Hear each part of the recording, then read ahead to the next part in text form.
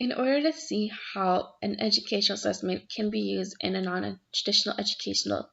setting, I decided to observe my sister's softball practice. During practice, there was a fair amount of batting, catching, throwing, and sliding practice in order for them to learn how to safely slide into home base during a play that would call for that. There was also the inside diamond, which is first, second, third home. The pitcher were learning to throw and catch more quickly and efficiently in order for game scenarios where they would need to be quick. And there was also some practicing of game scenarios that they may encounter during the games, which would be, what would you do if there was a player at first and third, or what would you do if there was some other scenarios that they might need to know how to react during the game.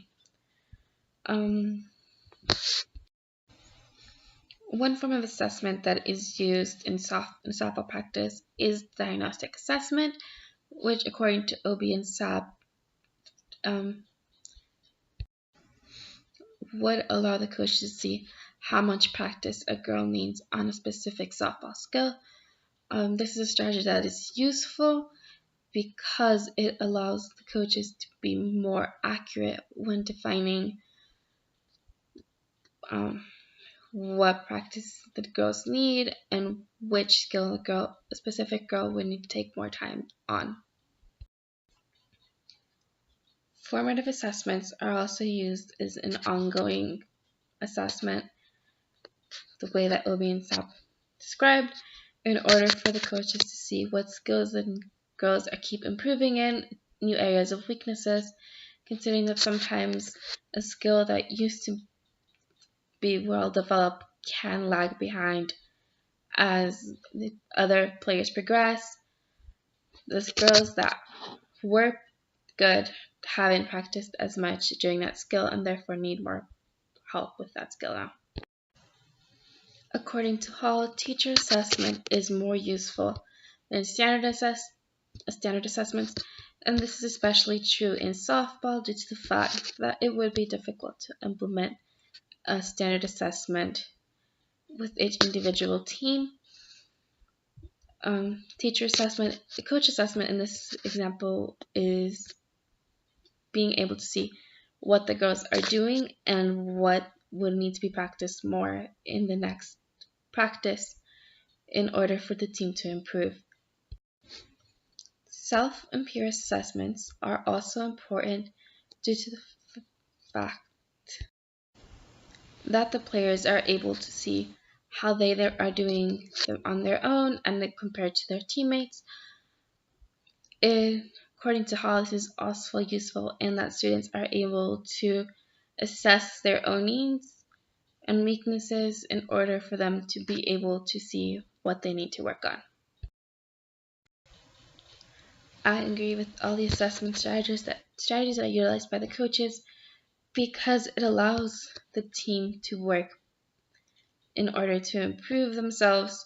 and it allows the coaches to be able to develop a plan for the practices that will be most beneficial to the team and the needs of individual players. For example, ongoing assessments allows coaches to identify new areas of weaknesses. There are times when batting becomes more difficult for a player, and being able to increase their time practicing batting is beneficial to that player at the time. Therefore, keeping ongoing assessments is helpful in sports. Another strategy that could potentially be helpful in softball practice is dynamic assessment, which allows for a pretest, which could be the tryouts, intervention, which would be all of the practices that the girls have throughout the softball season, and a post-test, which could be a practice afterwards or another evaluation tool that can be used to see how much the girls have improved since the tryouts. Having a post-evaluation could be helpful for the coaches in order to see if their practices helped the girls throughout the season,